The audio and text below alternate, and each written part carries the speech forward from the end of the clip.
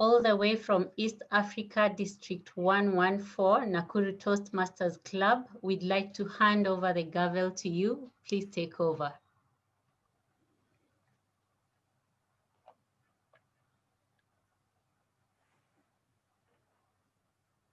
Thank you very much.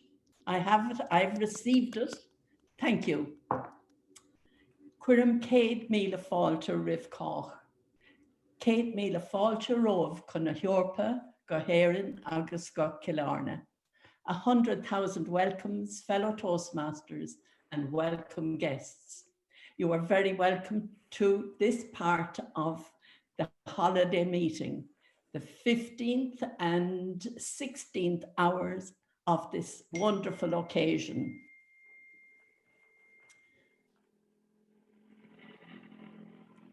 Killarney Toastmasters Club is situated in one of the most beautiful places in the world, known as Heaven's Reflex. But more about that later. This club is well known in song, in story, and in literature. And if you want to know what Christmas in Killarney is like, listen to Bing Crosby tomorrow singing the song, Christmas in Killarney. This club has been in existence since 2003, and it boasts having a past international president and a current district director as members. You will meet them later. The mission statement of Toastmasters International is, we empower individuals to become more effective communicators and leaders. Here in our clubs, our mission is to provide a mutually supportive and positive learning environment in which every individual has the opportunity to develop oral communication and leadership skills, and in turn foster self-confidence and personal growth. It is a great to be hosting the next 2 hours. Jenny. My internet is not working for some reason. I can hear you, Bernadette. We can hear you, Bernadette. Can you hear me now? Yeah. Can you hear me now? Keep going. Did you hear the rest of my first opening? Yes. We did. Yeah. Good. Yeah. It is a great privilege and honor for Killarney Toastmasters to be hosting the next 2 hours of this marathon holiday meeting. And here to guide you through the next 2 hours is a Toastmaster of 13 years experience. In that time, he has encouraged, nurtured, and mentored many.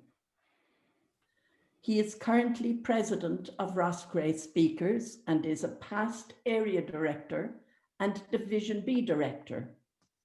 His core values are integrity, respect, excellence, and service to all. The core values of this great organization to which we belong. The ingredients for a life well lived. Please welcome Larry Lyons. Thank you, Madam President. And Fáilte go Killarney Toastmasters. You're welcome to Killarney Toastmasters. No matter where you are in the world, you're very welcome. It's great to have you. Fellow members and any guests are among us. You are also in the best place in the world to develop your leadership and communication skills. I can testify to that. And I'm looking forward to a great 2 hours here. And I was tuning in all morning to some great speeches and topics. Well done to everyone that has gone before. Like any meeting, there's a chair, and that is my role here today, to chair this meeting and to guide it along within the time frame. And that is my ambition, so hopefully everything goes well. But without a team, the whole operation will not work. And so I'm going to introduce my team and ask them to explain their roles to me. So before I go on, I'd just like to think of Charlie Pride at this stage, who passed away, a great musician. I heard him on the local radio, a lot of his songs here this morning. And unfortunately, COVID, he was hit with COVID. And to any family that has been affected by COVID throughout the world, it's a very tough year gone past. And hopefully things are looking a bit brighter now going into the future. So my team tonight, just to explain how it works for any guests that are among us, the first part is prepared speeches. Then we'll take a break, and then we'll have topics in the second half of the meeting and the evaluations. I will introduce the topics master later on in the second half and her role. But firstly, I'm going to call on the timer, Bernie Hennessy, to explain her role. So Bernie, come in.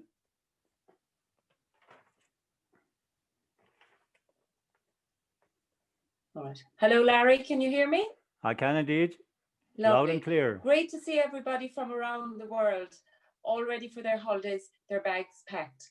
Well, my role as the timer is like making sure everybody gets to the train or the plane on time, and that the journey takes as long as it's supposed to take, no more or no less. So tonight I'll be timing the format of the meeting and how the meeting runs, and I'll keep track of that. I'll also be timing the speakers. I'll let them know how long their speeches are, and I will show them colour cards for the green, amber and red. And then we will move on afterwards to the topic session, in which we will have 2 minutes for each topic. And like that, you'll have green, amber and red again, and so forth onto the general evaluator. So I'm sure everybody is familiar with the role of topics master, so it won't come as any surprise. So I'm looking forward to all our planes and trains taking off on time for our holiday adventure for the next 2 hours. Thank you, Larry. Thank you, Bernie. Bernie's doing her best for the environment. She's an avid beekeeper. I like the honey, but I'm not too gone on the bees. And her motto in life is persistence beats resistance. So that will be part of our motto today. Our second role player today is a grammarian and as counter is Anne Lawler. Anne has 6 years experience as a Toastmaster. She loves traveling the world. So she'll be going mad to get out into the world in 2021 because she hasn't got too far this year. And she loves she's an avid lover of learning new languages, and she has learned French, Italian and German, and now she's studying Norwegian. What a woman. Anne Lawler, please explain your role. Míle maith agóid, Larry. My role as grammarian this afternoon is to pay close attention to all the speakers, listening carefully to their uses of language, and I will note any vivid descriptive language, perhaps if alliteration or triads or metaphors or similes come in. I will also listen for any jargon or cliches if they occur. My role as a counter is to note words and sounds that are used as a crutch or a pause filler by anyone who speaks during the meeting. That includes Toastmaster, speakers, topic replies and respondents. And I will also be keeping a particular ear for the following words or phrases such as and, well, but, so, you know, and like. And that is the purpose of my role as grammarian and as a counter. Thank you, Mr. Toastmaster. Thank you very much, Anne. And our next, as I did say earlier, our topics master, I will introduce her in the second half of the meeting. But now we come to one of the important roles in any club, and that's the general evaluator. Now, this man needs no introduction to a lot of you. In 1995, he joined Fingal Toastmasters. He done various roles in the club and the district. 1994-95, he was district governor, as he was known back then. It's now district director. And that year, he led the district to President Distinguished status, second in the world. He went on to become an international director and eventually the international president for 2003 and 2004, the first and only in Europe in the 96 years since Ralph Smedley introduced Toastmasters to the world. Ted Corcoran. Ted, can you come and explain your role, please? Larry. Thank you very much. And good morning to everybody from around the world. As a charter and honorary member of the Killarney Club, I'm delighted to be here this morning on the programme. Even more so because I actually grew up and went to school just a few kilometres from here. And I now live about 300 kilometres away. As Bernadette said, Killarney is known the world over for its beauty. That as long ago as 1861, that's 160 years ago, the Queen of England, Queen Victoria, visited here. And there were very few helicopters or jet planes back then, so it must have been a long journey. Now, I'm the general evaluator tonight, and I have a method, a model for doing it. I evaluate the meeting under 4 headings, and the acronym is FORE, F-O-R-E. And if you're a golfer, you know what 4 means. It means you shout at when the ball is heading towards some people inadvertently. In fact, golfers call those balls, golf balls, errant balls, E-R-R-A-N-T. In other words, they're not going where they're supposed to go. My 4 stands for, F is fun, friendliness, and formality, which is very important because Dr. Smedley said people learn best in moments of enjoyment. So having fun and no tension is excellent. The O stands for how the meeting is organized. A well-organized meeting is professional, and we're a professional organization. R is how was the meeting run by the people on the program. And E is how well the evaluators did their job. So I'll be looking at the whole meeting under those headings, and I'll report back when I'm called upon. Back to you, Mr. Toastmaster. Thank you, Mr. Evaluator. Ted, thanks very much. Just to let you know that we are representing District 71, and Killarney Club is in Area 36, which is Division B, and District 71 stretches from down below in Kerry right up to the top of England and Wales. There's Northern Wales, Northern England, and the Midlands and East England. So you're all very welcome. And we're also representing Europe, really. There's 8 districts in Europe. So we're reaching out to a wide audience today and worldwide. Okay, so let's begin our program. And there's a literary corner, which is our first part.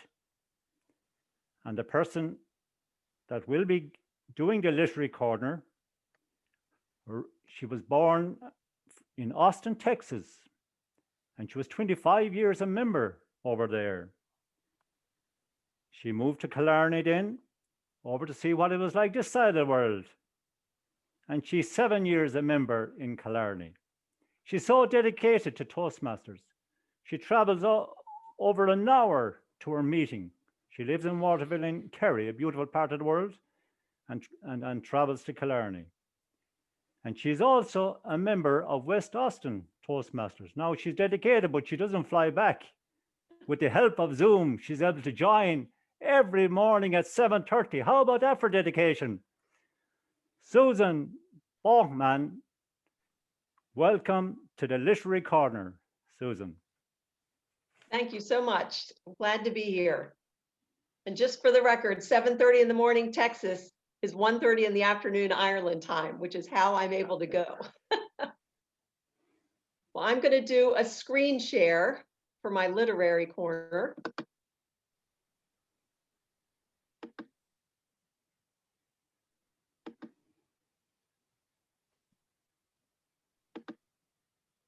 Now, as a tourist coming in to Killarney, I look at it as an outsider myself. So at Bernadette's suggestion, our president, I included photographs of beautiful Killarney while I read you a poem about Killarney. This was written in the 1800s by Alfred Lord Tennyson. And Killarney was a very popular place and still is for artists and writers to come and stay and get their inspiration. Hopefully you'll see why. This was a poem he wrote called The Splendor Falls. The splendor falls on castle walls and snowy summits, old in story. The long light shakes across the lakes, and the wild cataract leaps in glory. Blow, bugle, blow. Set the wild echoes flying. Blow, bugle, blow. Answer, echoes, dying, dying, dying. Oh, hark, oh, hear, how thin and clear, and thinner, clearer, farther going. Oh, sweet and far from cliff and scar, the horns of Elfland faintly blowing. Blow, let us hear, the purple glens replying. Blow, bugles, answer, echoes dying, dying, dying. Oh, love, they die in yon rich sky. They faint on hill or field or river. Our echoes roll from soul to soul and grow forever and forever. Blow, bugle, blow, set the wild echoes flying, and answer, echoes, answer, dying, dying, dying. Back to you. Thank you, Susan. Very well done. Beautiful piece and beautiful scenery there of Kerry. And if that wouldn't entice you to come this way, they say it rains a lot here, but if you come a very warm climate, why not come and feel that mist in your face? It would do you the world of good, as good as any therapy. Okay, we're moving on now to the prepared speeches section of this. And this is where you craft your skills to bring a speech to life, a beginning and middle and an end. And this is where people learn great skills, especially guests looking in. This is a great part, to craft your skills for giving presentations at work or wherever you are. And our first speaker tonight, I remember he won a competition with a comedy speech one time, a humorous speech, and it was absolutely hilarious about getting a computer and plugging it in for the first time and getting it to work. It was very well crafted. The great thing about Toastmasters, he says, is he loves meeting people and learning. And he loves to visit his neighbour's club too to give a hand. His name is Michael Cronin, and his evaluator is Helen Dagnall. She's the president of her own club this year, and her motto is to always look on the positives, one day at a time, and how right it is indeed. And she keeps fit by playing a bit of badminton.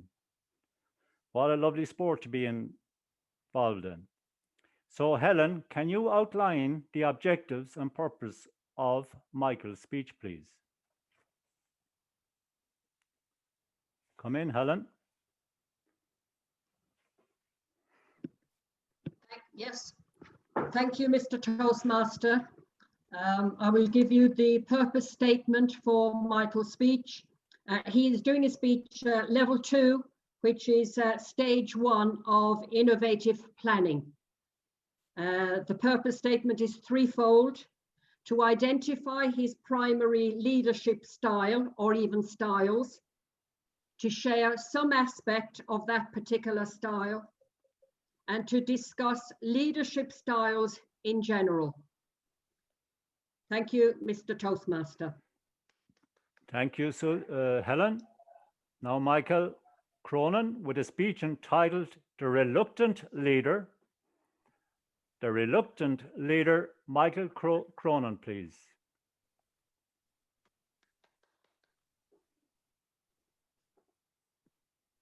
Hello, Michael, can you hear me?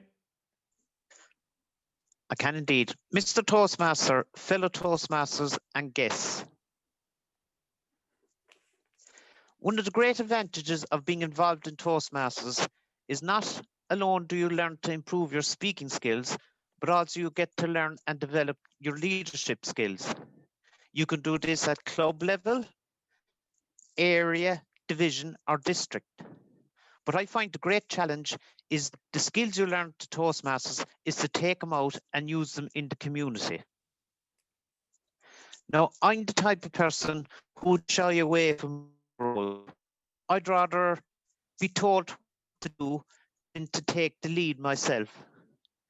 But on occasions, I try and take myself out of my comfort zone and try and do something different and get involved with different roles in the community. So recently, I decided to take up one of these roles. After one of our local lockdowns, it was decided people could go back to their church and their place of worship. And I was asked, would I be a steward at the church? Just to help people to get back into the routine of the new system so that we could all be safe. Now, I was a bit nervous at the start taking up this role because the Irish people, they don't like being told what to do. I think it's a throwback to our history, as we been under foreign occupation for so many years. So we dislike being told what to do. But there was something in our favour, something in my favour. Now, in Ireland, if you wear a certain item of clothing, you are bestowed with a great sense of authority and leadership.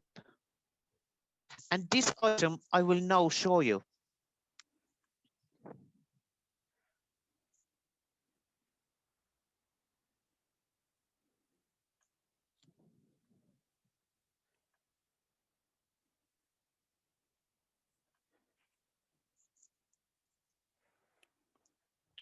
Now, this in Ireland gives you great power. The high visibility yellow jacket. Now, this means you can stop traffic, direct traffic. People start to look up to you. So you will see people at football matches, at funerals, at ploughing matches, and other events, and people take note of you. So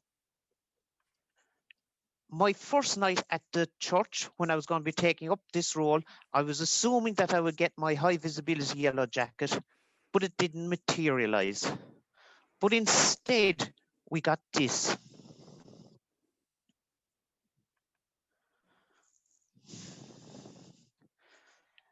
Now, as you can see, I went being from a figure of authority to a figure of amusement.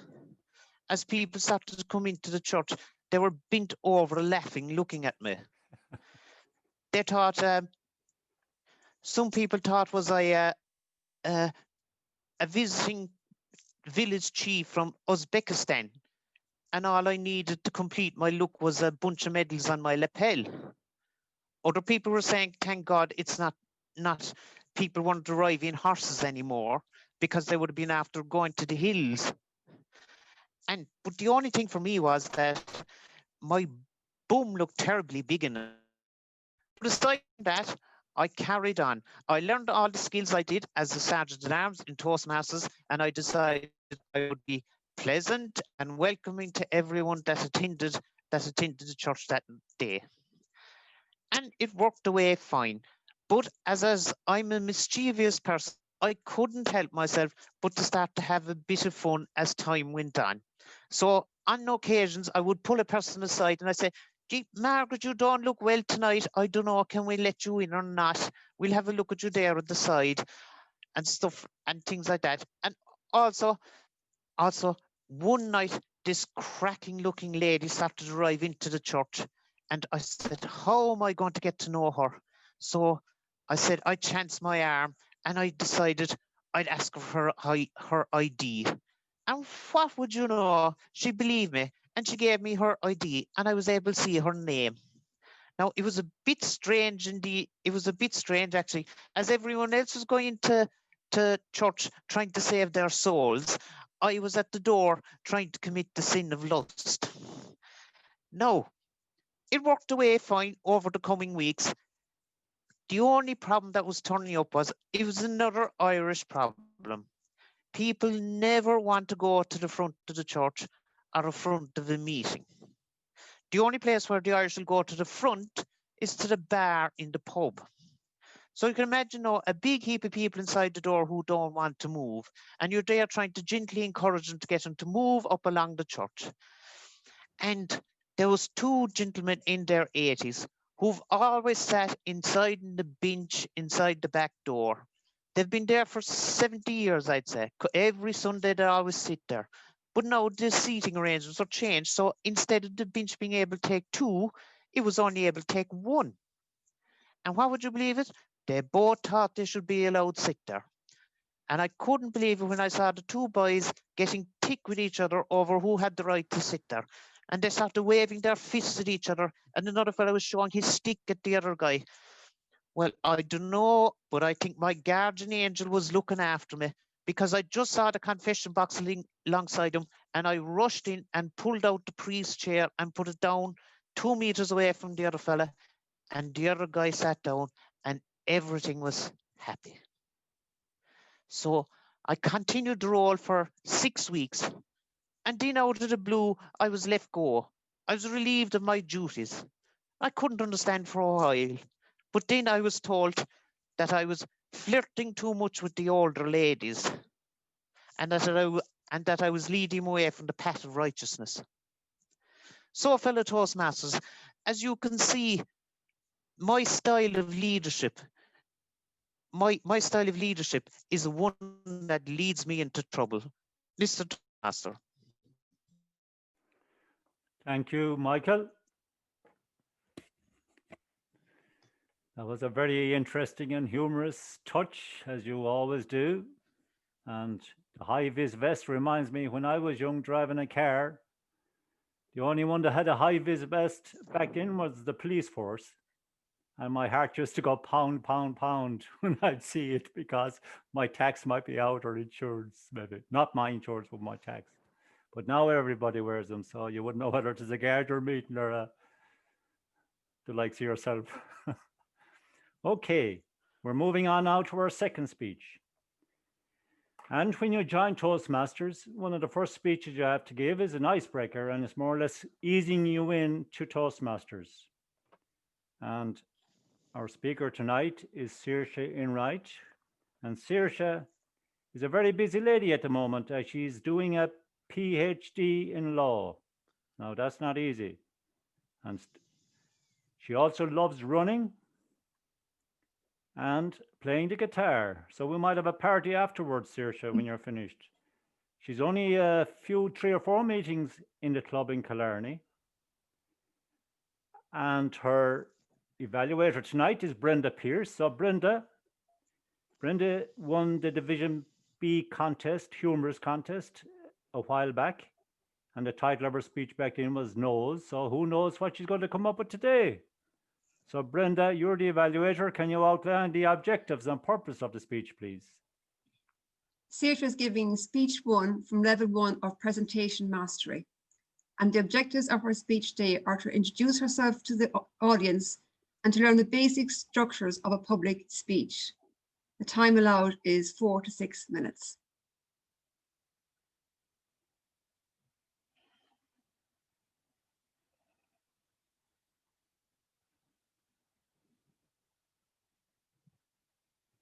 I think Larry's on mute.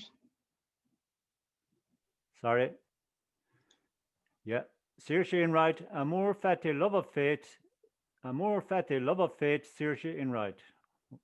Thank you, Saoirse. Good afternoon, Toastmaster of the day, fellow Toastmasters and esteemed guests. I'm delighted to be here with you today on this auspicious occasion, the presentation of my very first Toastmasters speech, which I have uncharacteristically taken on as a toast to myself.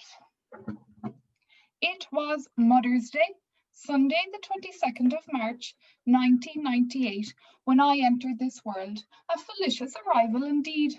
However, I can confidently assume that my local junior infants teacher, Mrs. Manelli, did not have the same appreciation for my classroom arrival each morning, as I would burst into a flood of tears at the sight of my mother waving me off. And by God, I can assure you, I would be scolded for it later that evening. Now, in my defence, I was just 4 years old starting primary school, and I am a lonely child. Well, that's what I used to tell the class when asked to share what I had written on my Tell Me About Yourself worksheet. Yes, it wasn't until I was in about 4th class that I realised with overwhelming mortification that I am an only child and not a lonely child. If parental attachment issues evidenced in my early childhood were my only grapple, I would not be here with you today. When I began my studies as a law student in UL at the young age of 17, I subconsciously set off on a voyage of self-discovery. I became acutely aware of my sense of insecurity and fear of failing, despite my Trojan work ethic and affable manner, if I do say so myself. I believe this is an innate aspect of my type A personality. Yes, I am competitive, extremely self-critical. I strive towards goals without feeling a sense of joy in my efforts or accomplishments. I have inherited a life in balance and allow my head to be filled with irrational worries that most of you would think inconceivable. And yes, you are right. I am brutally honest. I reached the pinnacle of this self-realization when I reached a crossroads in year 3 of my studies at UL. My peers became cutthroat and conniving as interviews for an 8-month mandatory work placement loomed. The university would set up interviews, and the first job you were offered, you had to accept. Those were the rules. Chinese whispers took hold of floor 2 of the Glucksman. Mary pulled a sickie for her first interview with GCAS because her father was friends with Tom, the managing partner of A&L Goodbody in Dublin, and she was sure to be offered a position. I soon learned that a certain personality landed these positions. Did I mention cutthroat? I admit, I appear envious. Thankfully, I now view this chapter of my life as a blessing in disguise. I myself landed several interviews with companies and firms, including Ronan Daly German, the ESB, and Keating Conley Sellers. I had the grades, letters of academic excellence, voluntary experience. I was a class representative. I worked part-time on weekends, and I even had some experience in a local solicitor's office. But no joy. Nevertheless, I used my initiative. I called on some connections and I got the opportunity to work in a small-scale general practice in Limerick, but I still felt like a failure. However, there was a lesson to be learned, and what was once a calamitous situation for 19-year-old me got me thinking, what really is my dream job? Did I really want to be a solicitor, or did I have another calling in the legal sphere? Since then, I have received a scholarship to extern in the Los Angeles Federal and District Courts, where I unexpectedly met Katie Perry. Yes, Katie Perry. She was due before the court for a copyright mishap, if you wouldn't mind. I received both a first-class honours Bachelor of Laws and Master of Laws degree. I received invaluable experience working in Pierce Fitzgibbon Solicitors, where I have made connections with people who will always take an interest in my work. I also received a PhD scholarship to pursue my love of legal research and writing in the area of constitutional law, but above all, I have come to love my fate and understand the importance of practicing amor fati, that is, living in the now and accepting that we can't have a rainbow without rain, because you can start out with nothing, and out of nothing and out of no way, a way will be made. Or as the lovely Bill O'Flynn, my boyfriend of 5 years, who is a fine exemplar of someone with an instilled love of fate, says, Sirt, que sera, sera. Now I leave you with a toast to myself. You're doing great, Saoirse. The world is your oyster. Continue to find your pearls.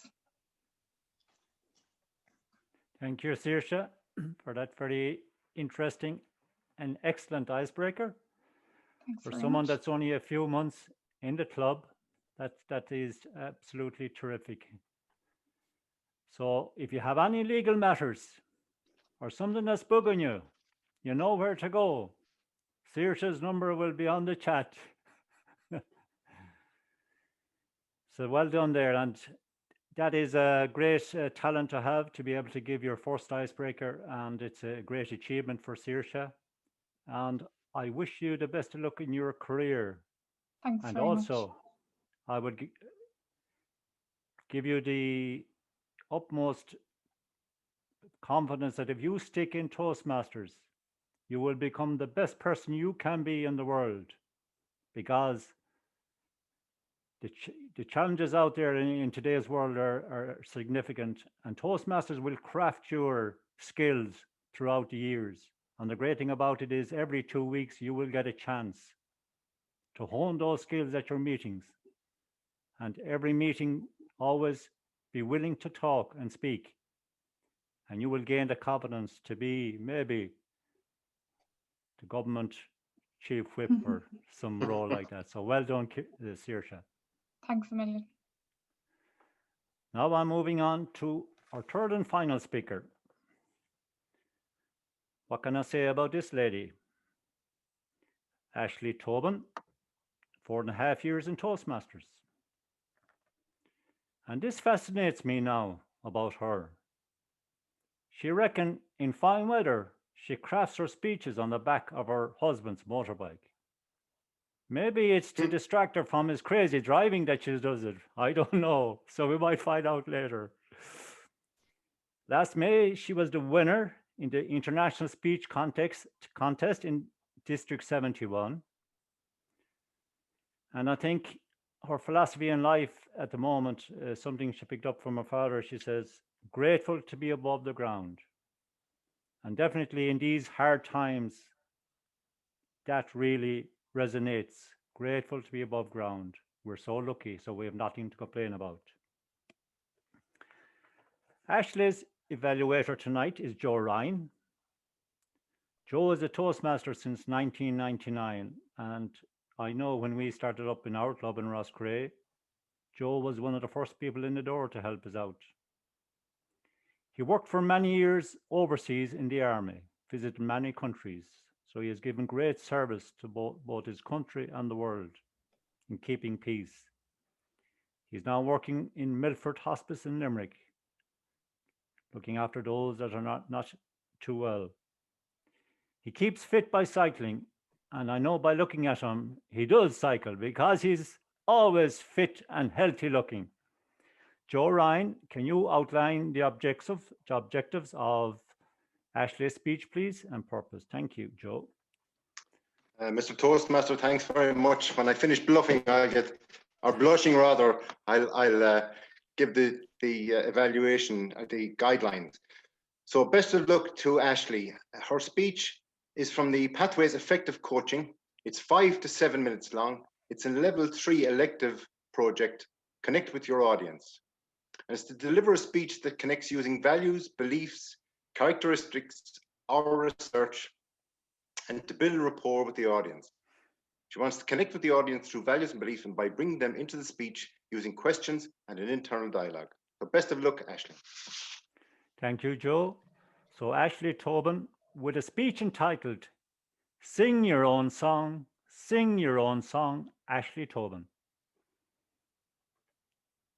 Come in, Ashley. Can you hear me? I can indeed. Can you see me? And I can hear you clearly too. Very good. That's great. Ready to go. It's a funny old world, isn't it? Mr. Chairperson, fellow Toastmasters and guests. That's the question my 87-year-old mother put to me the other day. It's a question she has posed many times throughout my life. And my response today is much the same as it was over 40 years ago when I answered as a teen.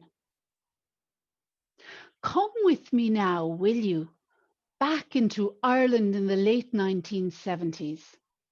I was a teenager then, a quiet girl who said little but noticed a lot. The world was a very different place then. Oh, it was funny, all right, funny peculiar, for the girl who had so many questions and answers that didn't satisfy. Questions like, why did men take their hats off going into Mass, but the women had to cover their heads? And why was the teacher so mean to the poor kids at school? And how come women earned so much less, despite doing the same job as the men? And how come no one wanted to answer my questions about the laundry in town? Oh, it was enough to drive a young girl mad. Always wondering, always coming up short. Move along with me now into the 80s. Ireland, a time when people knew their place and were expected to stay there. The economic recession meant we were all supposed to be practical, pragmatic, and patient. I, it turns out, am none of these things, and in my 20s I grew bored of being sensible and fed up with being good. I wanted more. Has that ever happened to you? Have you ever wanted more? Maybe you got a glimpse of it, something in your future that you knew. You just knew. Or maybe you felt the pull of something. Or maybe you heard the call to adventure, a quiet little voice inside urging you to sing a different song. Have you had it? The invitation? When I was nursing in my 20s, I had the privilege to spend time with men and women before they left this world. One woman in particular spoke to my soul. Picture this. It's 3 a.m. I'm on night duty. The corridors are quiet, apart from the sound of my footsteps on the old tiled floor. I slipped into this woman's room and sat on the bed with her to hold her hand. Her thin, frail body tucked up tightly between crisp white hospital sheets. Her face content. And then she spoke. She said, the world wants us to dance its dance and play its tune, but we need to remember to sing our own song. Whatever you do, Ashley, sing your own song. A short while later, I left in the middle of a recession. My practical, pragmatic, permanent, pensionable job, in search of more. And the people who knew where my place had been, they said, funny girl, funny peculiar. Sometimes the people closest to us, they want us to sing their song. It's because they care or because they're scared. My father was a very satisfied man. If you asked him how he was, he'd say, I'm above ground. I'm doing better than some today. I, on the other hand, was far less easily satisfied. I wanted more, much more than just above ground. I wanted the things that sensible folk, they called nonsense. I wanted to feel alive in my everyday. I wanted to work with purpose and passion and to see the extraordinary in ordinary. I wanted to sing my song.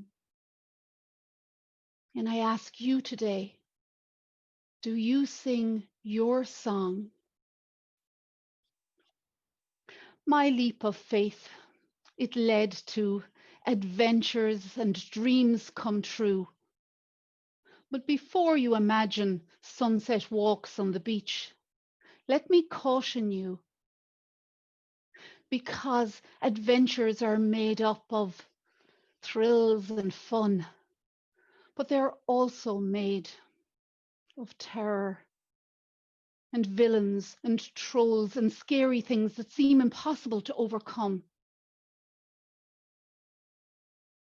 It's a funny old world, all right. Funny, peculiar, because it is filled with thrills and terror and purpose and pain. And I'm reminded of the words of the poem by Mary Oliver. What is it you plan with your one wild and precious life? Let me tell you what a dying woman once told me. Sing your own song. Don't let it die unsung. Thank you. Thank you, Ashley, for that beautiful speech. And it would bring you to reflect on life as we see it right now. Absolutely beautiful piece. So there's our 3 speeches. And as you see, they're a critical part of honing your skills. So to any new members or any guests among us, this is what we do at Toastmasters in our meetings. And especially in the world we are now, our virtual world, which is all part of our work at the moment. I myself am working from home since last March, and I have to give presentations on Zoom. Last March, I knew nothing about Zoom, absolutely nothing. And now I reckon I'm a little professional at it. You know, I've improved. Coming on, I'll make a few hiccups now and again. But you can hone your skills on Zoom for your workplace. It's a safe environment to do so. Try that Zoom at your meetings and then go to your workplace after getting the guidance from your team in Toastmasters. That's the great thing about this program. And it doesn't cost a fortune to be in Toastmasters. It's only a small fee, €100 or dollars or wherever you are. You go to one of these whiz kids and they'll charge you thousands. We do it for virtually nothing. So that's it. We're coming to the end of the first part. So I'm going to ask our President Bernadette. Bernadette, are you there just to close this first session? And we'll take a 10-minute break for a coffee or whatever you want to do, stretch or go for a cycle, Joe Ryan, maybe. But back in time for in 10 minutes, you get 10 minutes break. So Bernadette, over to you.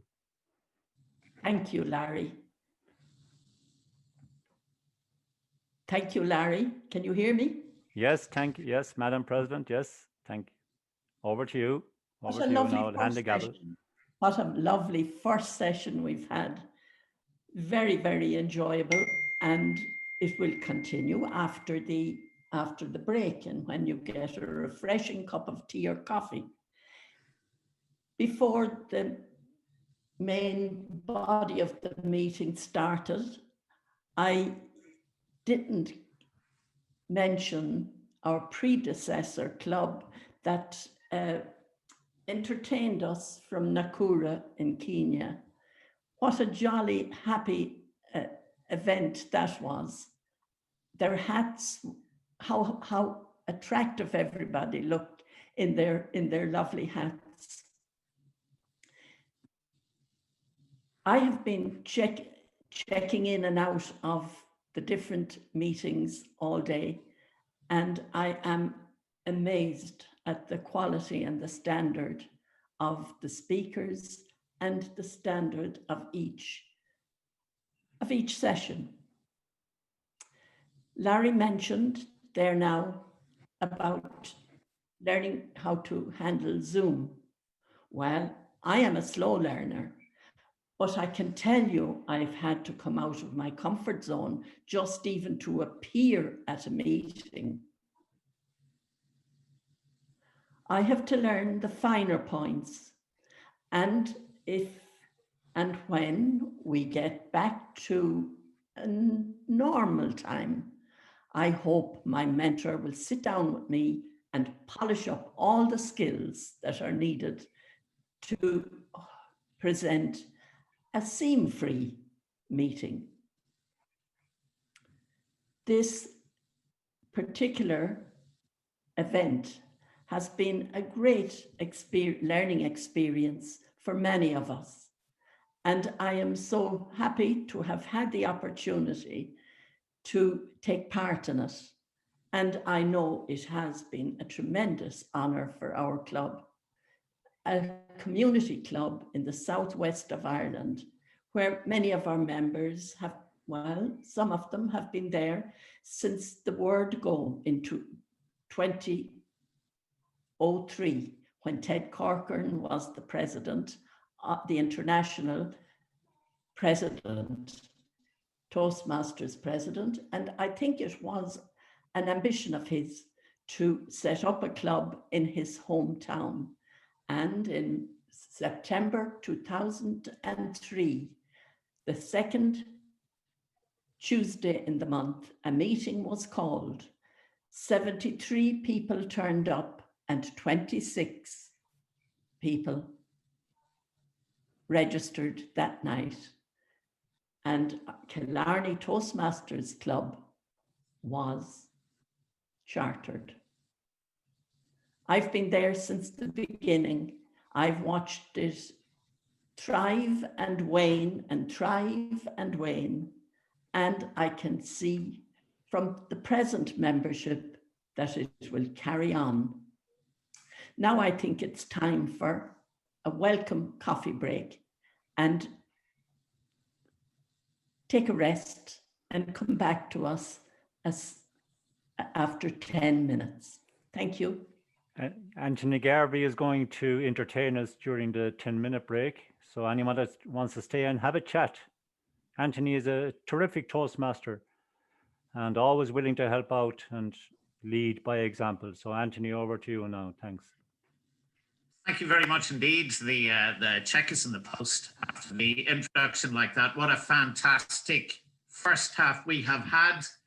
What a fantastic first half that was. It really was. Some excellent speeches. And I can tell you, I've had a peek at the second half. You're in store for a treat if you stay with us for the second half.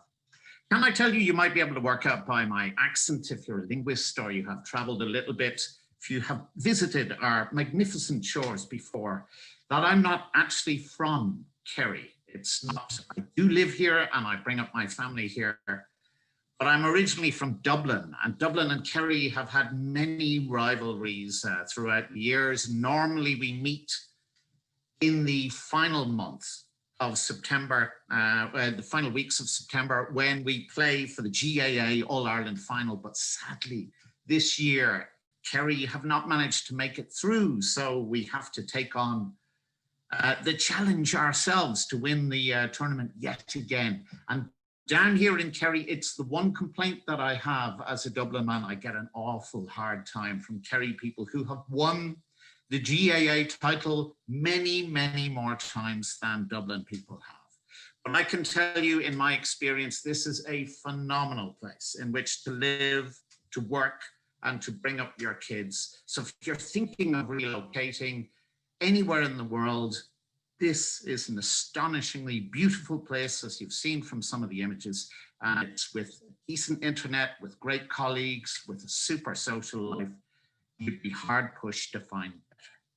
Anyway, what I'm going to do now is I'm going to navigate around the various screens during this 10 minutes. If you're not out making a cup of tea, that is our drink of choice. If it's not Guinness or whiskey, those are our three libations, our poisons, if you like.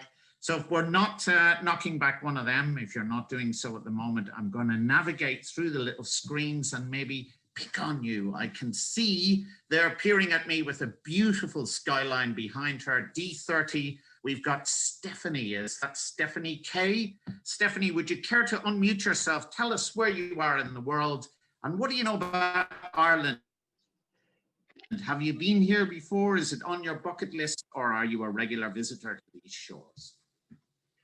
Thank you very much for allowing me to join the conversation. Good morning from Chicago, Illinois, USA. I have not yet had the pleasure to travel to the shores of Ireland. However, I must say that here in Chicago, we have a wonderful Irish community, a wonderful celebration of St. Patrick's Day. I dare say, second to none in the US beyond Boston. And we celebrate Irish culture, Irish people, and have a lot of Irish here who make Chicago their home. So it's very nice to join you today. Excellent. Well, with a response like that, where you redeemed yourself so beautifully, even though you haven't been to our shores, I'll let you off the hook as long as you promise to come and visit us in Killarney in the not too distant future. Can I on my screen a little bit there? I see Mary Evans with a beautiful Christmas tree behind you. Mary Evans, tell us where in the world you are. Have you been to visit us here in Ireland? And if not, when are you coming to see us? Well, Ireland was on my list of places to visit. My daughter-in-law went last year. She sent back beautiful pictures, and I was putting that on my bucket list for retirement next year. I am in Locust Grove, Georgia, and that is District 14, as you can see, Division D, and I'm the area director for Area 44. Happy holidays to all of you, and this has been a wonderful event, and I'm so excited. I was just calling some of my friends and telling them to drop on in. Have a good day. What a brilliant response. Thank you very much. And of course, you being in Georgia, you come from the heart of the political heart of the world at the moment. We're all looking at Georgia, but I suppose that's a different kettle of fish, as we say here in Ireland. I see Rick Sidor with a very festive looking beard there from D79. Rick, are you connected in any way to the great man with the red jacket? Have you been to Ireland before? Have you been to Killarney? Have you even heard of Killarney? Fill us in where you are, Rick. Thank you, Mr. Toastmaster. My plan was to go to Ireland after the Paris International this year. Whoa, that went out the window. But I'm from Sacramento, California. I'm a Canadian citizen and still have my green card. And I had the pleasure of serving on the board with Ted when he was an international director. So I've been around in Toastmasters a week or two. Ireland still is on the plan after the Paris Convention.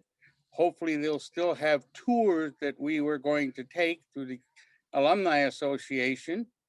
And I'm enjoying this trip around the world and seeing all these people. And I'll see everyone, only if you are good, Christmas Eve. Fabulous. What a beautiful answer. And I promise I'm not on the naughty list. Honest. Fingers crossed. I see James Wade there, and he's got, what is that? That's a magnificent picture behind you there, James. I'm peering over your shoulder. James, have you been to our shores? Have you enjoyed coming here? Have you been extradited back to your country of origin? Tell us a little bit. I'm definitely on the naughty list, so I will not be seeing Santa Claus on Christmas Eve, but I have been to Ireland twice. I've been there for St. Patrick's Day in Dublin. I loved it. I couldn't believe it. It was all these parades and children with little Irish accents and beer cans everywhere. The lawn, everywhere on the grass, there were beer cans everywhere for this event. It was such a good time. I saw so many bands and musical groups and marching bands, and they were all from the United States coming over to the Dublin for the St. Patrick's Day parade. A lot of them from Milwaukee. I'm from Milwaukee. I'm halfway between Milwaukee and Chicago, and we have a big St. Patrick's Day Irish festival here in Milwaukee as well. I've also been to Cork, and I think it was Cork. The Cliffs of Moher. Is that Cork? Oh yeah, Cliffs of Moher, yeah. Yeah, beautiful. I love Ireland. It's You're ticking all the right boxes. beautiful country. That is, I love Ireland. I studied abroad in the Netherlands. When I studied abroad in the Netherlands, all these international students came, and the best drinkers were from Ireland. I hope I'm not giving Ireland a bad name here, but Ireland is such a beautiful green country. I love it so much. I miss it so much.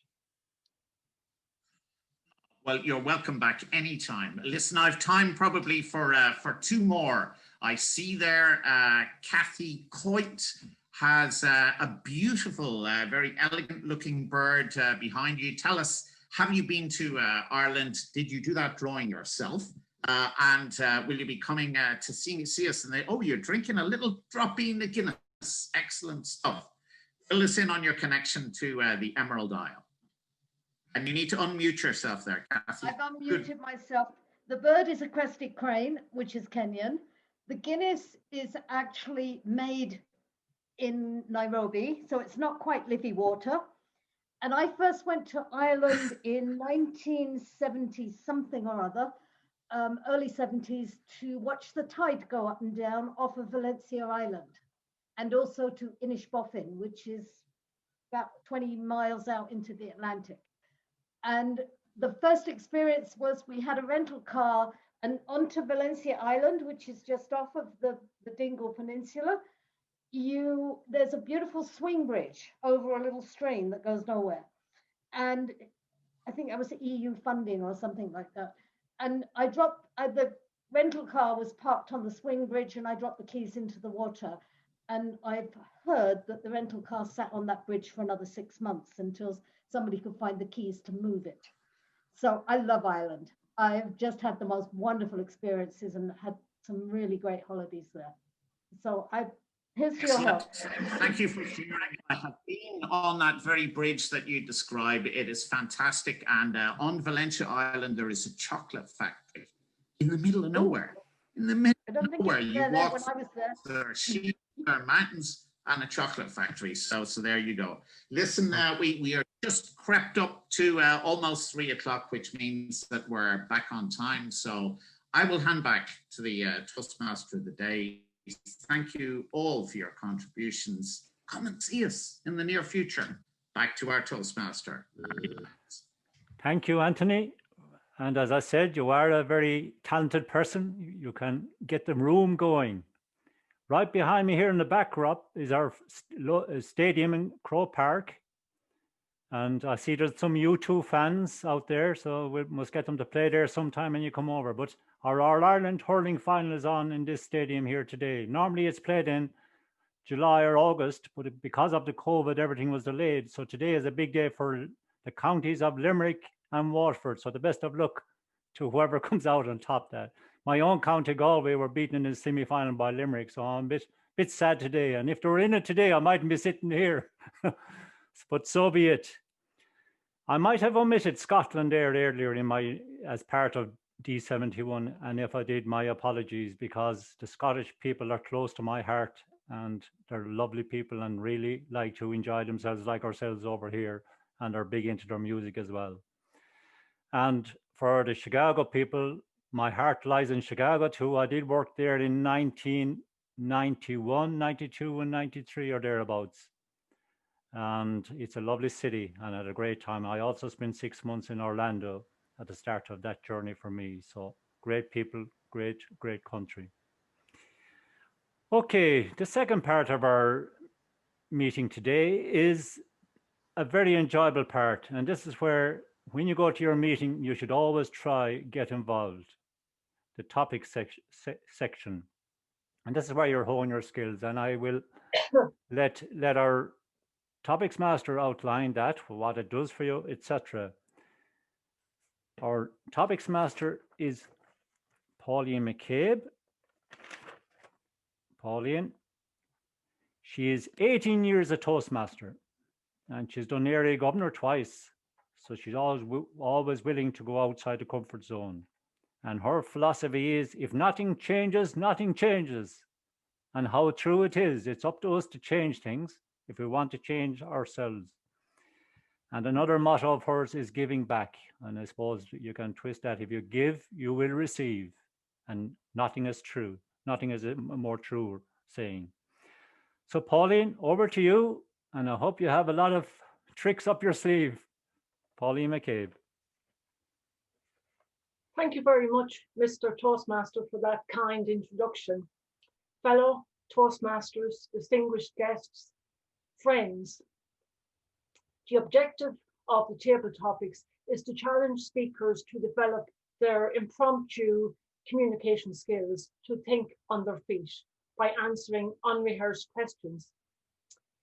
Your response, please try and reach the 1 minute. The green light will come on at 1 minute, the amber light at 1 minute 30, and the red light will come on at 2 minutes, at which time, if you reach 2 minutes, I will ask you to wrap up.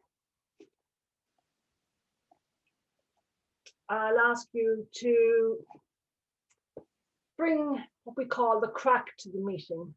Irish people love the crack, and I'm going to get somebody to explain what exactly the crack is. Is Elizabeth Jordan there?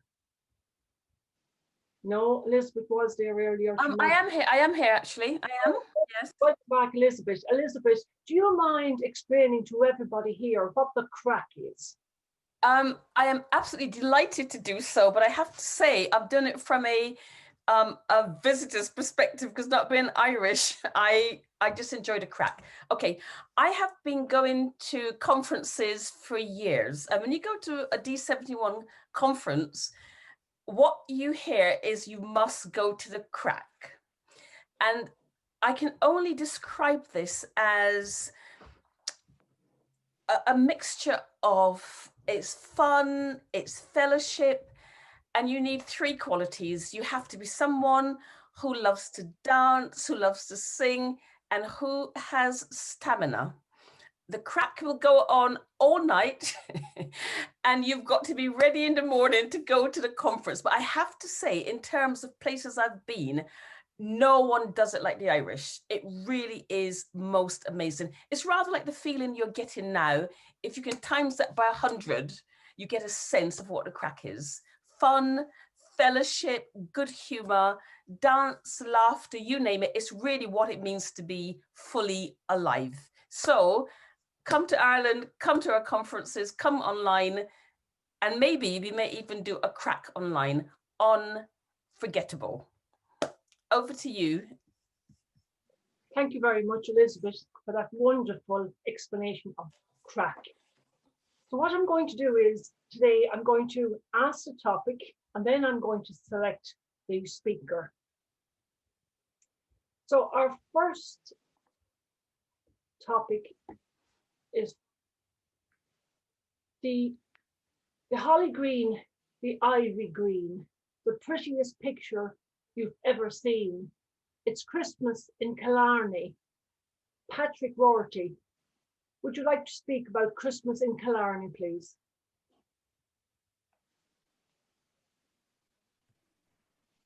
Thank you, Madam Topics Master.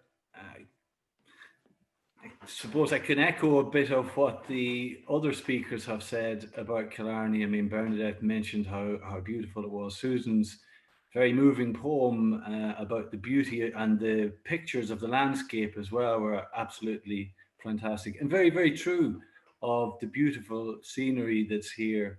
And, you know, as Larry was saying, Killarney, not only will Toastmasters make you be the person that you can be, but also Killarney helps you make the best person that you can be at this time of year. But just to have a bit of crack, and I was inspired by Ashley's speech earlier, I'm going to sing a bit of a Christmas song. So I would encourage you to unmute your mics and join in if you wish. It's not going to be you two, so I've tried to pick one that everybody would know. We wish you a Merry Christmas. We wish you a Merry Christmas. Merry Christmas. A Merry Christmas. Wish you a Merry Christmas. To you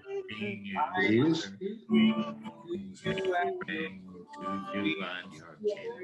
We wish you a Merry Christmas Now bring us pudding, now bring us a big pudding, now bring us pudding and come here. Everybody, we wish you a Merry Christmas.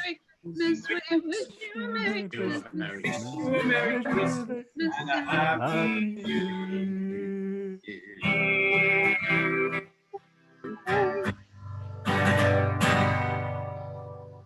Thank you very much, Madam Topics Master. Very much, Patrick.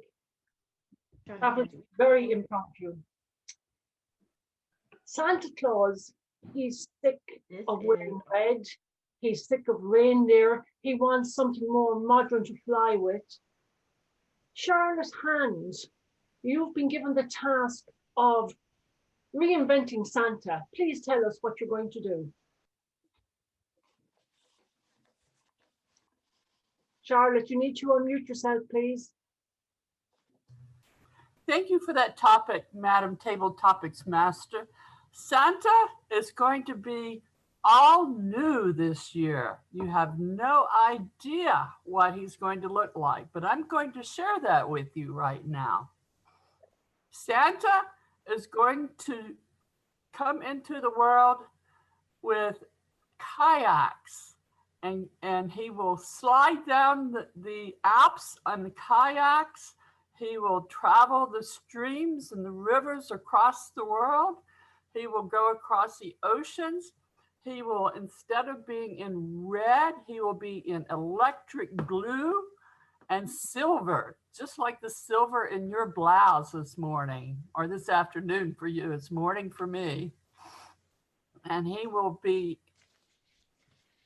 have to deal with the reindeer and the reindeer contrariness, and he won't have to look for a Rudolph to guide his sleigh.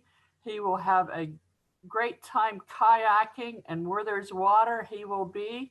And in areas where there's no water, he will find a way to magically drop down the chimneys of the people in the areas and give presents to all.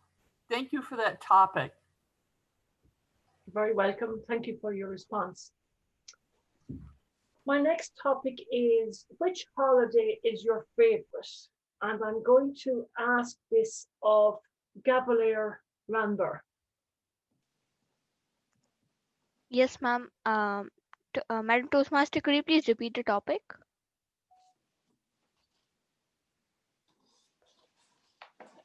Can you tell me which holiday is your favorite, please? Greetings to one and all present here. Which holiday was my favorite? Well, I have quite a few holidays. I'm in school, so I have many. The summer holidays, the winter holidays, the spring holidays, the Eid holidays, and the National Day holidays, the Diwali holidays, and whatnot. Which holidays are my favorite? We get a tons of them, but my favorite is the Christmas holidays. You know why? Because the spirit of Christmas is invoked within me. During Christmas, the Santa always comes. My father, he dresses up as Santa every year, buys me lots of presents, and he keeps it in my almirah, in the shoe, of course.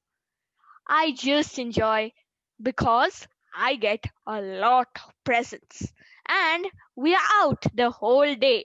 We go to some fancy mall and have some fancy lunch and dinner outside. Christmas is fall and New Year are really close to each other. So this is a really good time for me. And the best thing is that my birthday is on the 4th of Jan. So it's all nearby. And during the winter holidays, I celebrate my birthday. Isn't it miraculous? I have the Christmas spirit for my birthday. So there are 3 occasions to celebrate. We have many holidays, but my favorite is the winter holidays. Happy New Year, Merry Christmas, and happy birthday to me. Do wish me. Virtually though, over to you. Thank you very much for that, Gavalier. When you think of the holiday season, what aromas come to mind? I'm going to ask this of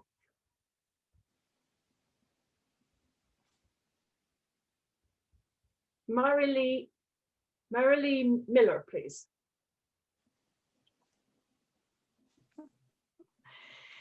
Hello, thank you very much, Topic Master.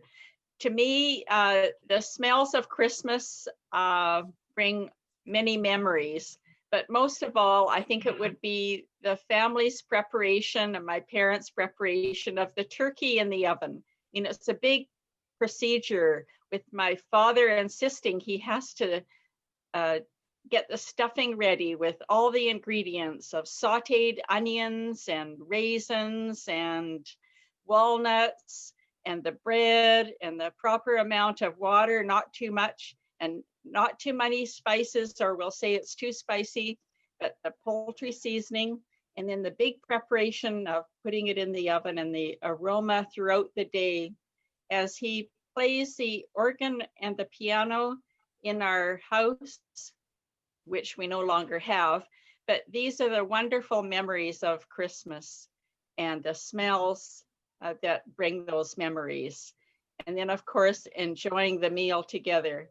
So I think it's the smells that trigger all these memories. And I'm sure that you can think of smells that you may enjoy at Christmas, whether it be the baking of cookies and then enjoying them together. It just brings along good times and good memories. So thank you very much for the question, and I hope you enjoy the lovely smells at Christmas time over the holidays, Madam Topic Master. Thank you very much for sharing that with us. My next topic is, if you could make a rule for a day and everybody had to follow it, what would it be? District 95, Morag.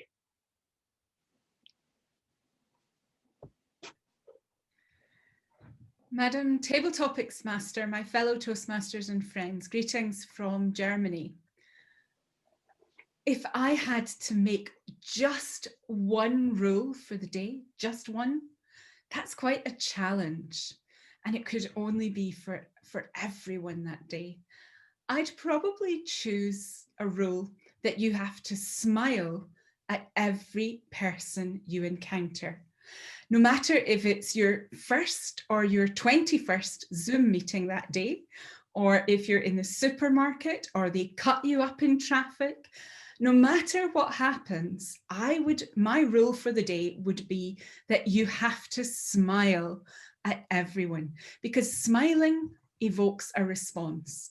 And remember, they have to smile back.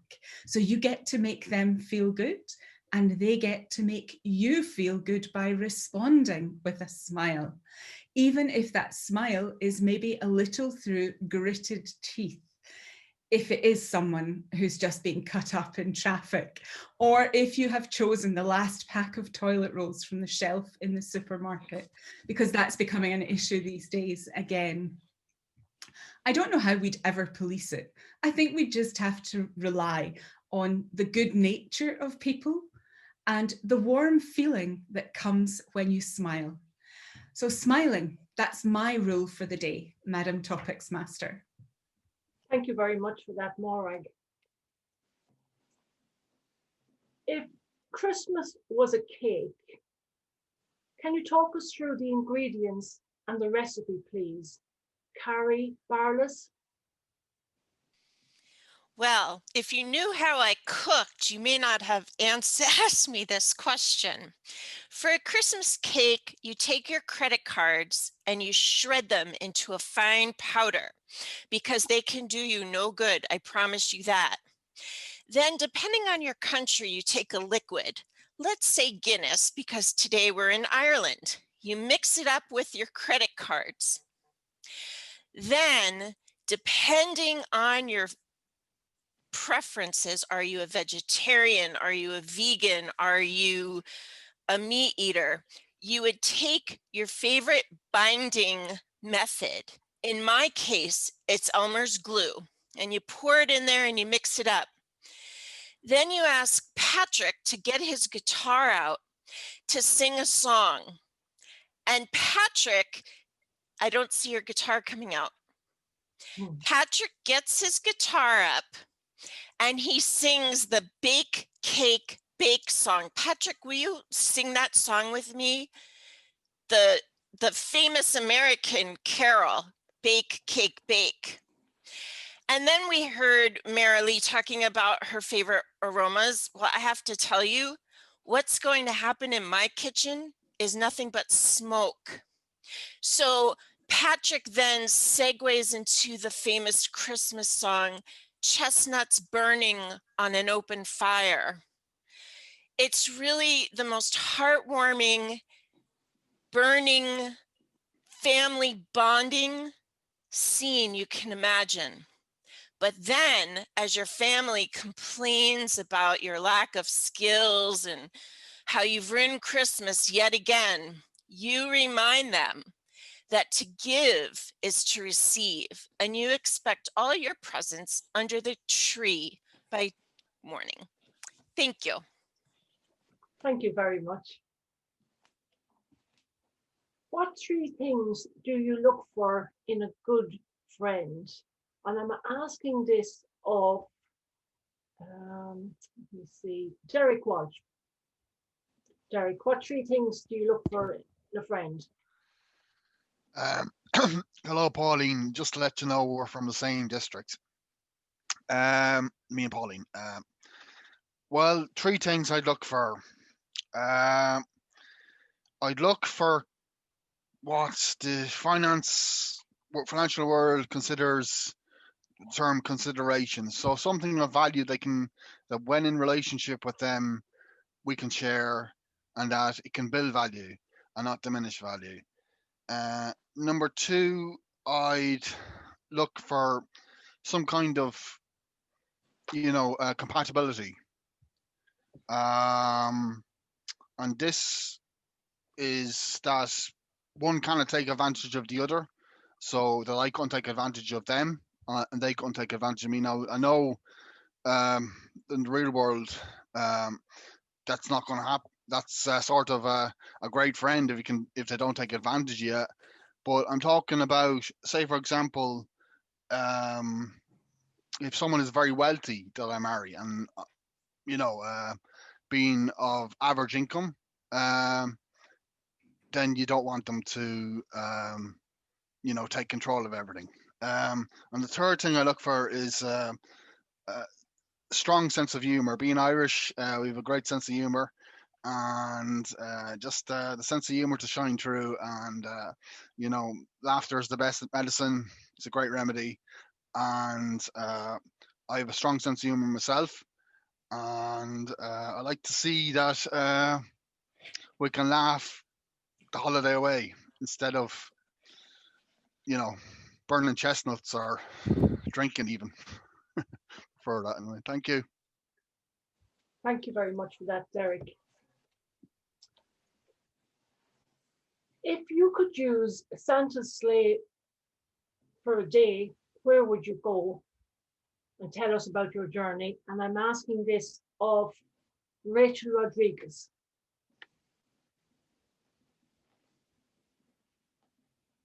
Are you there, Rachel? You were there a minute ago.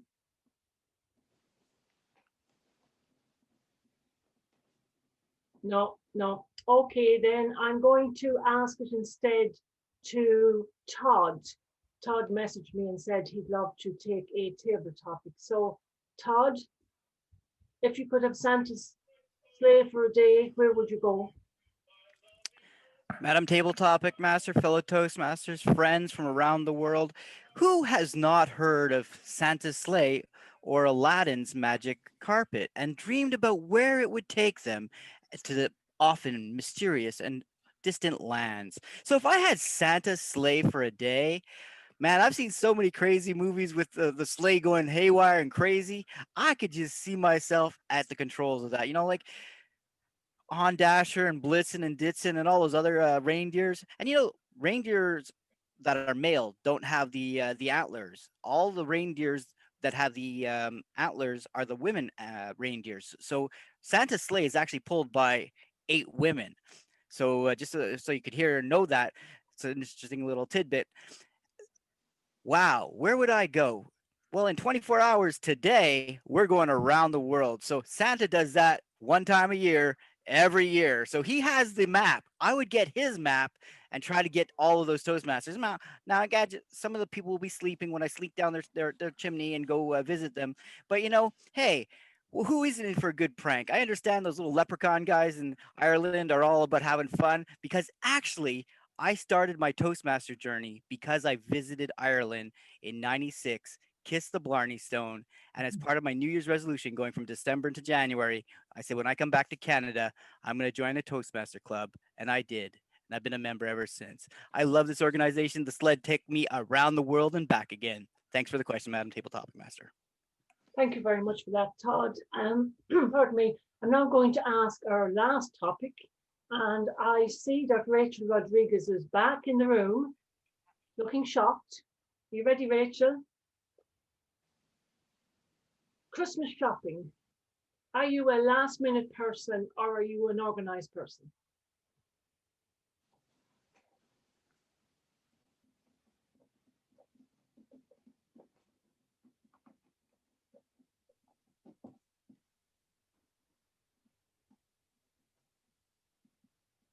Rachel? Is it me? Yes, Rachel, yes. Oh, sorry. It's just that my name is pronounced Raquel, so I thought you were calling out for Richard. Sorry, Raquel. Madam Toastmaster. Well, I would say that I consider myself a very organized person. I tend to get anxious with new audience and new things to do. So I usually try to plan ahead, because planning ahead and organizing myself kind of puts me on track and actually helps me to set the time necessary for each one of the tasks and each one of the parties parties or events that I need to attend. So being organized really supports me with my day-to-day activities. So I lean towards being organized. Thank you very much, Madam Topic Master. Thank you very much, Raquel. I'm now going to hand control of the meeting back to our Toastmaster for today, Larry. Back to you, Larry.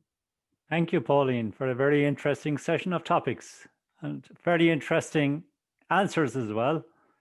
And I like the one about smiling. It's very important to smile. And especially if someone is angry with you, just smile back at them and you'll calm the whole thing down. And that Christmas cake recipe, send it on. Huh? Very interesting.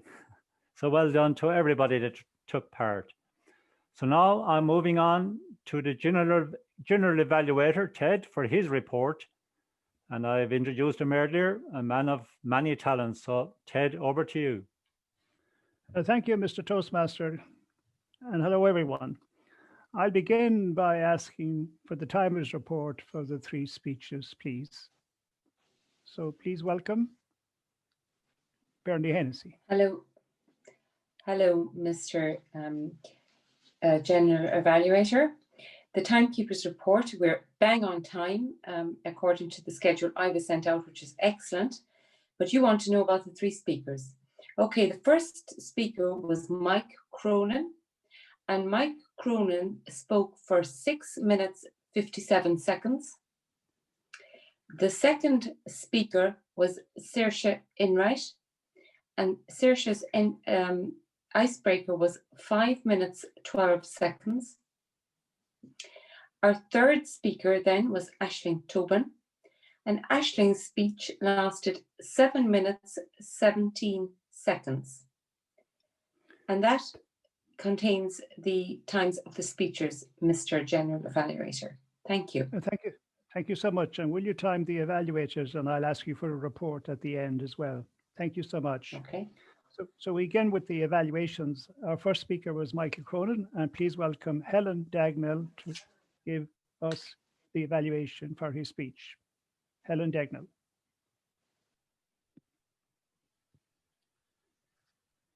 Can you hear us, Helen? Yes, I can. Thank you very much, Mr. General Evaluator. And hello, fellow Toastmasters, and especially Michael. Oh, for the high-vis vest. I feel that performing of a speech is as important as building it. So therefore, I am evaluating this speech under two headings. One, substance, and two, style. I'll start with substance. I thought the speech structure was specifically designed and indeed organized to meet the speech objectives or the purpose of the speech. For example, explaining his leadership, steward style, at his skills at the church door. And I applaud you for that, Michael. Well done. I especially liked the way that Michael portrayed the different characters arriving from Mass, the old ladies, the men gathering in the porch of the church, and particularly the young girl that he said he lusted after. What was impressive was his fellow Toastmasters, would you not agree, was his persona, the visuals that he used, and indeed the imagery, which all I believe were constructed to bring the speech to life.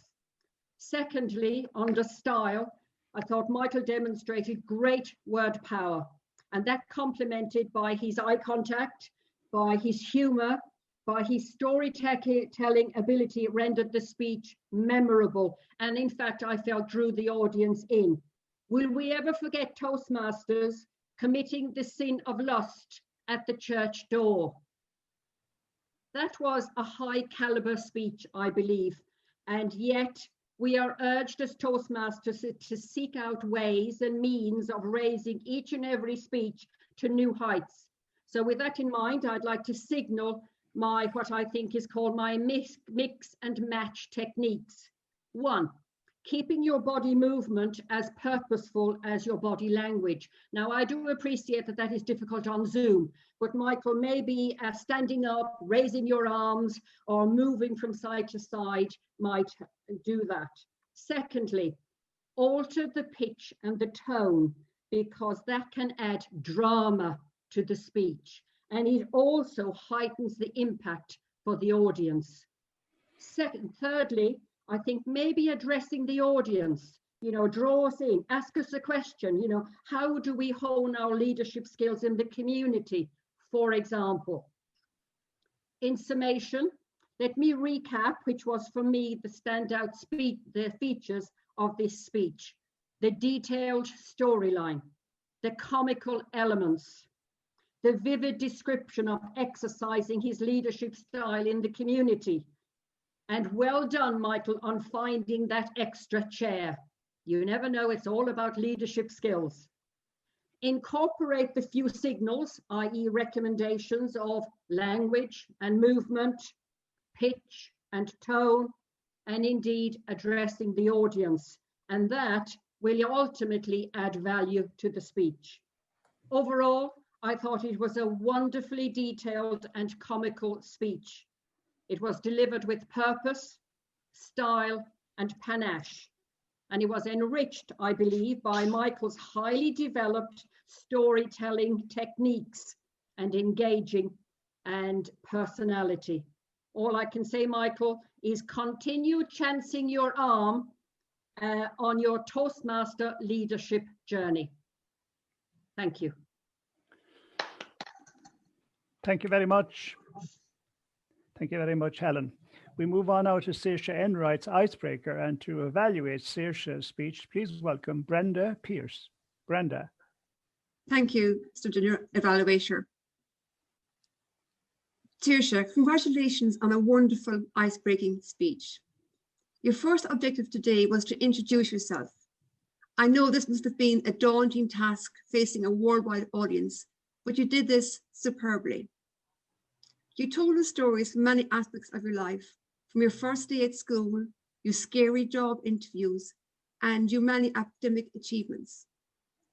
But rather than just list these facts, you shared your stories about your feelings about these life events. your sense of insecurity and worries, and this added an extra layer of depth to your speech.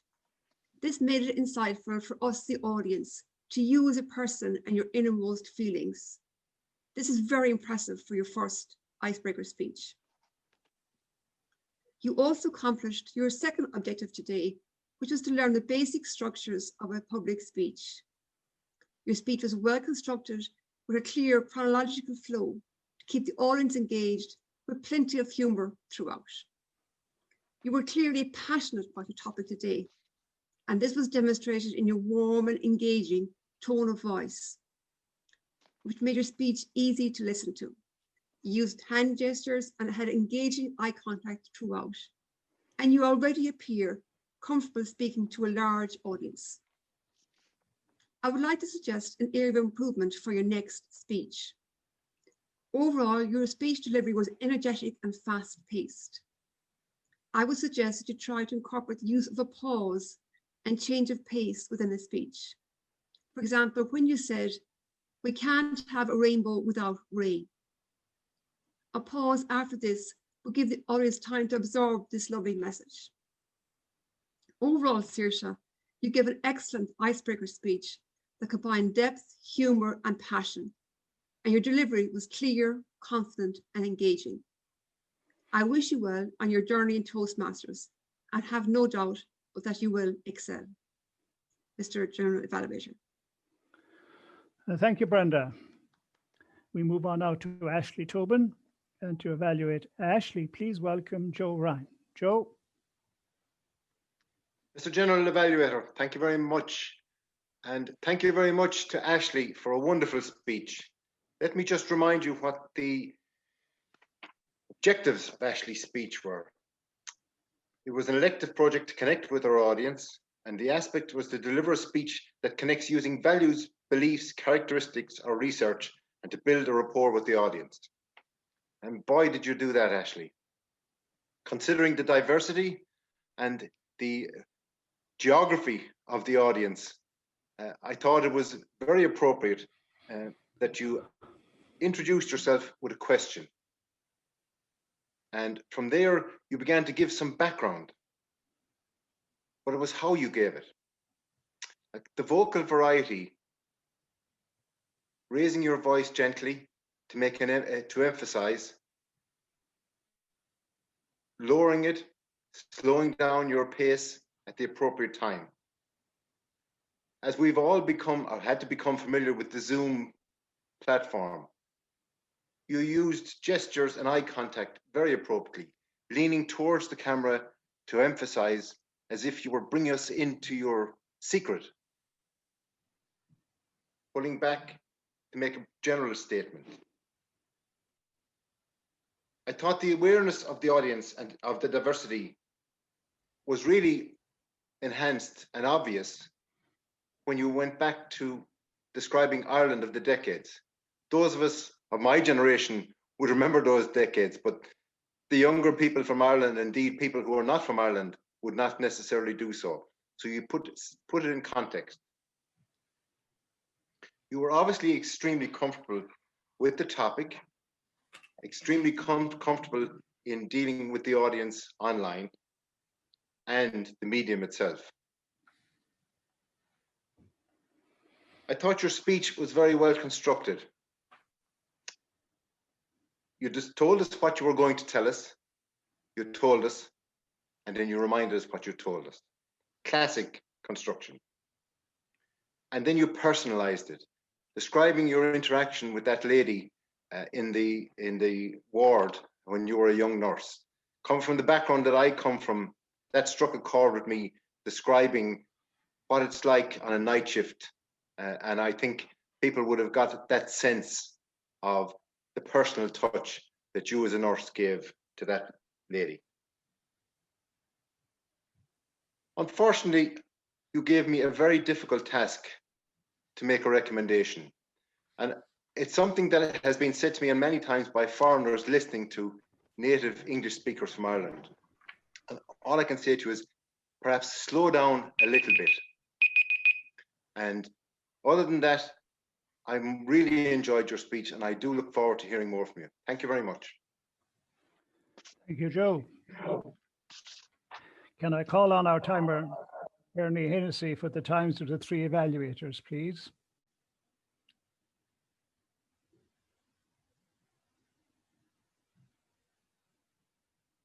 You're muted, Bernie.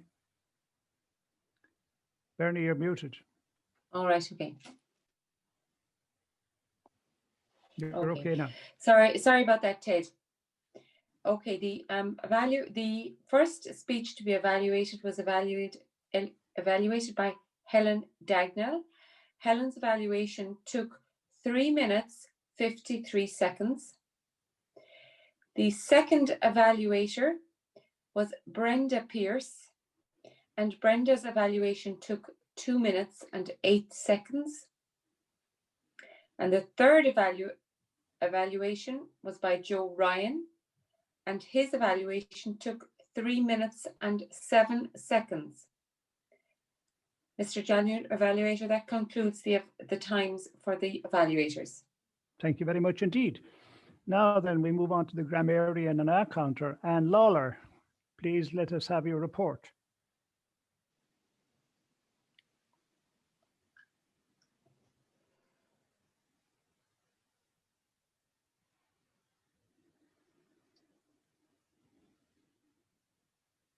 You're muted, Anne. No, you're okay now. No, I'm back on song. Yep. Mr. General Evaluator, I will first of all give the counter report. While I heard the following words, well, also, but, listen, and the words that I heard most frequently and the phrases I heard most frequently were in third place, you know, which I heard 10 times. In second place, I heard or 16 times, but the clear winner was the word so, which I heard 50 times, used by speakers and people who answered table topics. Well done, everyone. I will now go on to the grammarian aspect of my report. Initially, I will focus on the vivid and descriptive language, and I almost had writer's cramp trying to write it all down. And I will just give a brief example here and there. Michael Cronin used the phrase getting thick with each other, and that means getting really contrary and wanting to fight each other. Saoirse Enright, I could speak for hours on Saoirse's, but I will pick out two: the overwhelming mortification she felt, the pinnacle of self-realization, and the assonance in her speech. She felt like a failure. Ashley Tobin again conjured up the absolutely perfect image of the crisp white hospital sheets and the quiet corridors by night and her footsteps on the old tiled floors. Again, in hers, there were two examples of alliteration: the practical, pragmatic, and patient, and later on a little bit of repetition: practical, pragmatic, and permanent. And they could also have fitted into the triads, where you use 3 words. And she had another one: the terror, the trolls, and the thrills. Helen Dagnall's speech evaluation, and a vivid descriptive again, was the elevating a speech to new heights. Brilliant. And Brenda Pierce's the daunting task it was for Saoirse to give an icebreaker on maybe her 3rd or her 4th Toastmasters meetings. I will briefly refer to the table topics. And Elizabeth definitely knew how to define the crack, but most very importantly, she said, is someone who has stamina. Charlotte's image of Santa traveling in a kayak and wearing electric blue and silver. Wonderful. Gavelier, her Christmas, spirit of Christmas invoked in her. and the aroma of turkey and the big preparation being a big procedure. Morag smiling through gritted teeth. These were just some of the examples that I heard, and I will hand back to you, Mr. General Evaluator. Thank you so much, Anne. Comprehensive report. So I move on now to my overall general evaluation. And as I said at the start, I have a little formula called FORE, F-O-R-E. I judge or evaluate or look at the meeting under 4 headings: fun, friendly, and formality. So we had lots of fun. I see on the chat a whole lot of people are enjoying it, so we had fun. We're a very friendly lot in Ireland anyway, so that's not any bother to us. And I think particularly down where we come from in Kerry. The formality was respected. The president introduced the Toastmaster, Mr. Toastmaster. The titles were used, because we must always remember that we're training for the real world, where you address the person in charge as chairman or chairwoman or whatever. So formality is part of what we teach people as a professional organization. So full marks for fun, friendliness, and formality.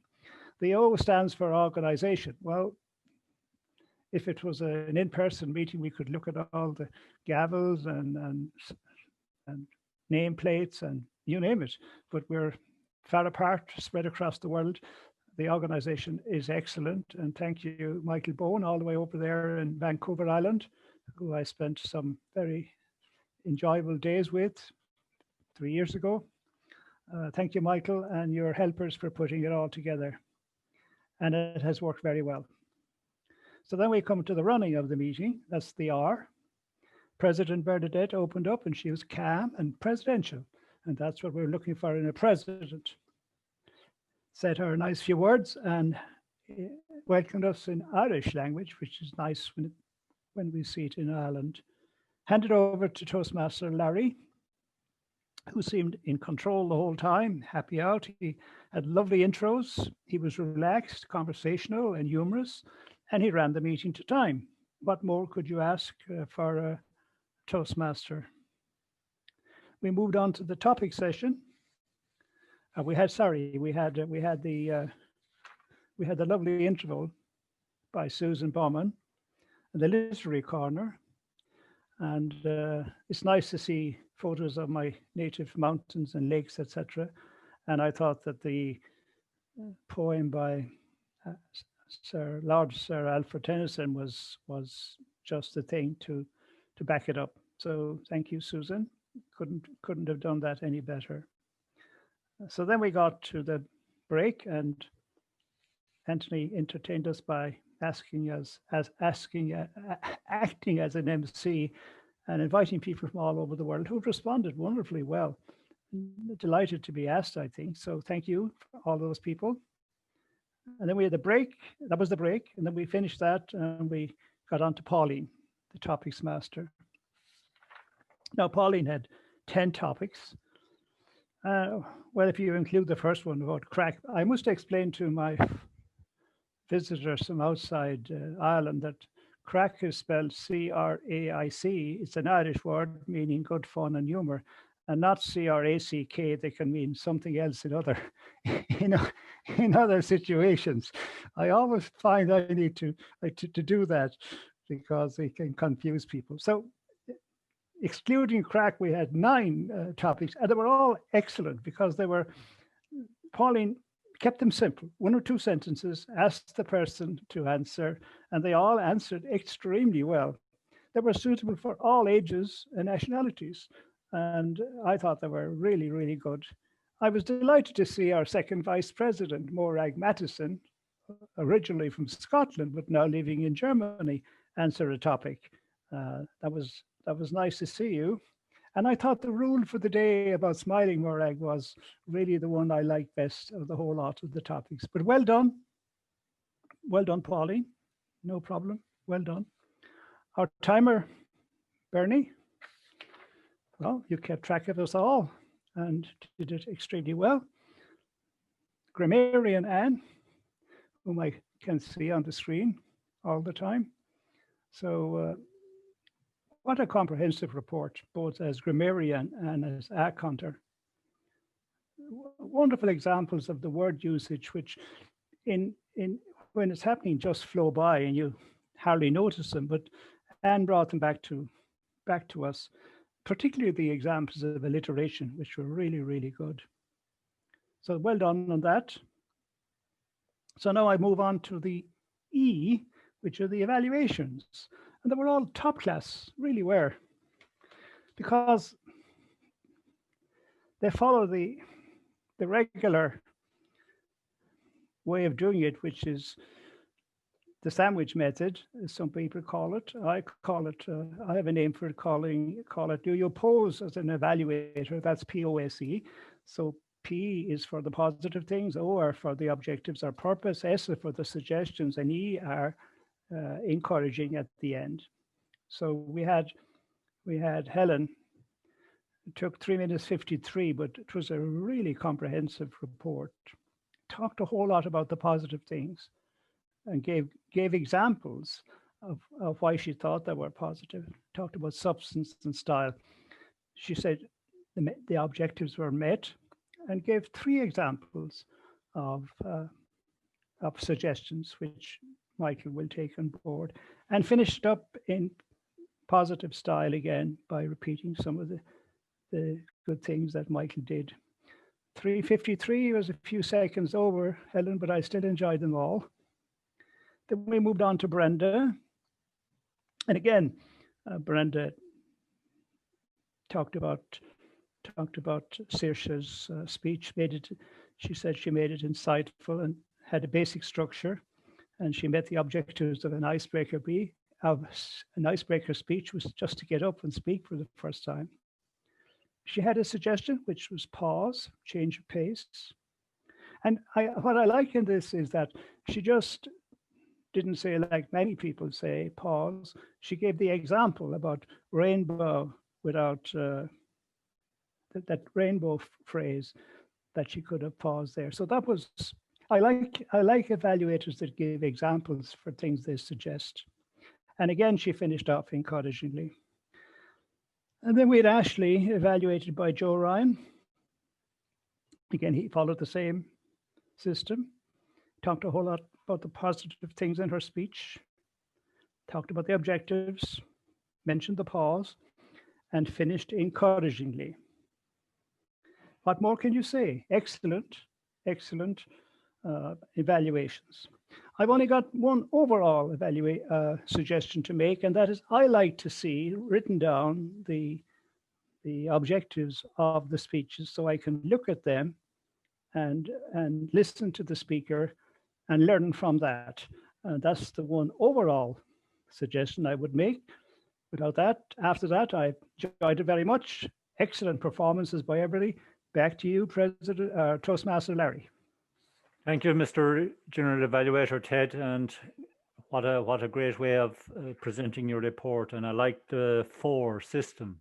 It simplifies it for the General Evaluator. Mm-hmm. So we're coming very close to the end of our meeting, and now it gives me great pleasure to introduce the District 71 Director, Gerard Mannix. Gerard is a member of Killarney Club and a super Toastmaster, and his great values are always being cast among us all. So over to you, Gerard. Thank you very much indeed, Mr. Toastmaster. Fellow Toastmasters, esteemed guests, and esteemed Toastmasters attending. What a pleasure it is to have you here this afternoon. Indeed, I have enjoyed the meeting very, very much, and also some of the previous meetings that I dropped in and out during the morning time. Currently, it's mid-afternoon in Killarney, and the light is beginning to dim. I might go through some points. Some of them have been mentioned already, but they're points of quality. Killarney Toastmasters Club is a community club in the southwest of Ireland. This club is part of District 71 in Region 10 of Toastmasters International. District 71 has the countries Ireland, Northern Ireland, Scotland, the northern part of England, and North Wales. Currently in the district, we have over 4,000 members, with 206 clubs. In Ireland alone, we have 2,300 with 136 clubs. Killarney, as has been mentioned already, is one beauty spot in the world, being very popular with holiday makers from a global audience. Its beauty consists of lakes and mountains. The population of Ireland is just under 7 million people. It's famous for its native music, song, dance, and storytelling, and has been mentioned in chat. We will not forget U2 also. Among great literary people, we have James Joyce, Seamus Heaney, Oscar Wilde. Our national emblems are the harp and the shamrock. Another famous product, which has been mentioned already, is the Guinness beverage, and yet not forgetting the leprechaun family. What a great occasion this 24 hours meetings of holidays around the world has been so far, and there's more to come. You fellow Toastmasters are very welcome to revisit the Killarney Club or any club in District 71 into the future. There is a bonus of this online platform is that it facilitates clubs in any part of the world to come together. I would now like to pay recognition to Michael Bowen and Margaret Page for creating this event. Also for the participation and support that made this event possible. The District 71 Public Relations Manager, Elizabeth Jordan. Bernadette Noonan, our esteemed president of the Killarney Club, and the club members. All those who fulfilled the roles today, and the Zoom team. Keep safe, have fun, and I conclude with a Christmas wish in my own native Irish language. Nolig Honna Díomh Go Léir. Thank you very much. Happy Christmas, everybody. Thank you, Mr. District Director Jared, and some great words and thank yous there. And I concur with your thanks to all the people that helped out and made this easy for me today to chair. And a lot of work went in the background. Terrific. And the Zoom team as well, and the hosts there on the background working away. Terrific people. I have a quotation for you. Your limitation, it's only your imagination. Your limitation, it's only your imagination. And how true that is, especially with Toastmasters. Because you can go as far as you want in life with this organization and bring it out into your workplace and your own personal life. Every step you take, every chance you make, there's a rainbow waiting. And you have to get there to appreciate what Toastmasters can do for you. I've been on that journey. And it has been absolutely terrific for me as a person, from way back when I could not face public speaking and leadership roles, to now embracing them and looking for opportunities. So if you're a 50-50 Toastmaster, or if you're a guest here today, I'm reaching out to you now. Take it on board and stick with it. It's a wonderful program. So with that, my time is coming to an end. And I'm going to wrap up my part of the meeting. And I just say thank you to you all over the world who have joined us here today. It's great to see people from as far away as Canada and America and Brazil and you name it. Terrific organization, terrific connection. And that's the great thing about Zoom, as Jared said. So with that, I'll finish my piece. Thank each and every one of you that participated. And I'll hand over to our esteemed President, Bernadette. Thank you.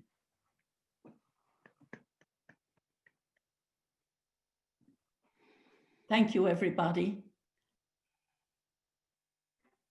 Thank you again to everyone who took part this evening. I wish you a happy Christmas and a prosperous, healthy new year. I wish you peace, love, and joy and hope in the coming months.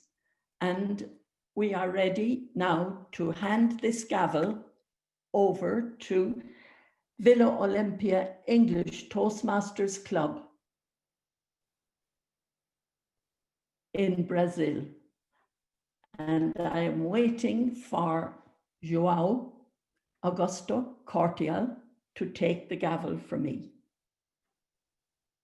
Yes, here I am to receive the gavel with all pleasure, Mrs. President Bernadette.